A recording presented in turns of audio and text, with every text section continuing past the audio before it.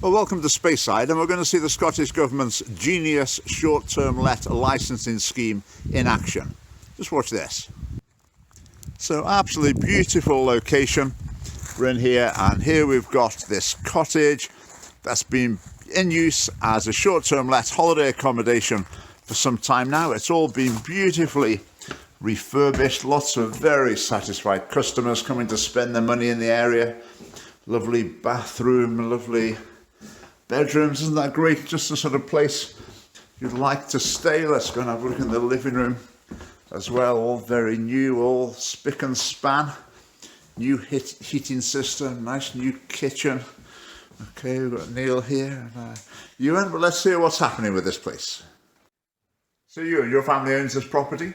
Tell us how it's working out with the Scottish Government scheme. Yeah, so we've been running it about a year, just over a year now as a short-term let, and the Scottish Government has brought in this new short-term let legislation, and it's been such a headache, such a disaster for us. We've been running around for the last few months, getting all these performance certificates. We had to get electrical installation reports, we have to do portable appliance testing. We have an energy certificate from about 8 years ago now, but it was a rating of F.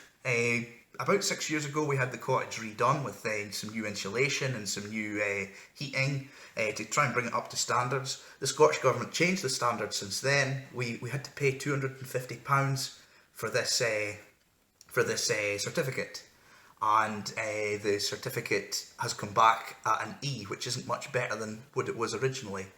And the real worry is that we're not able to meet those standards set by the council, that they want this energy rating of say a C or a D before it can be let out as a holiday let.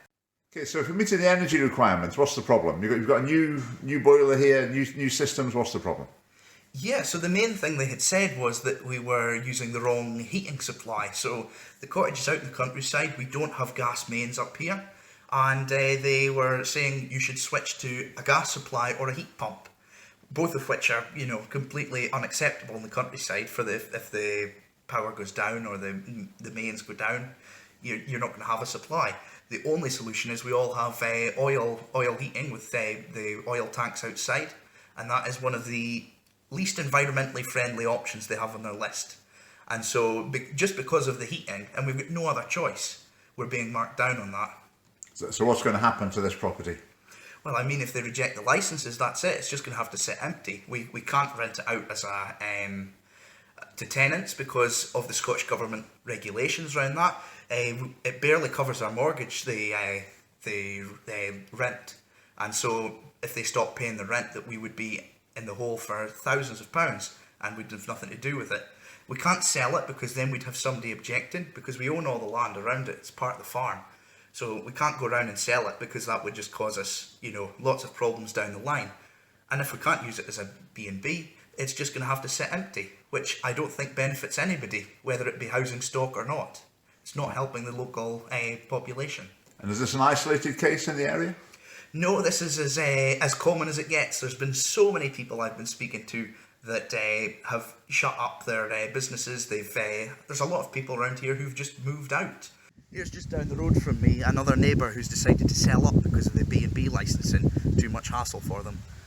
Just another mile down the road, we've got another neighbour who's sold up because of the B&B licensing. I've just come down to Craigellachie and look what I found again. Another neighbour selling up because of the B&B licence. Even still within the village of Craigellachie, I see more houses that were B&Bs up for sale. And there we go, Scottish Government. Once again, destroying livelihoods, destroying our tourism industry, and costing us as a society, they're costing us millions. I fear for the tourism industry as a whole, because they're coming after us with the tourist tax as well. And we can't afford to lose it. That's why the Scottish Family Party is opposed to it. Not delaying it, not moving it, not modifying it, but opposing it completely by cancelling the legislation entirely.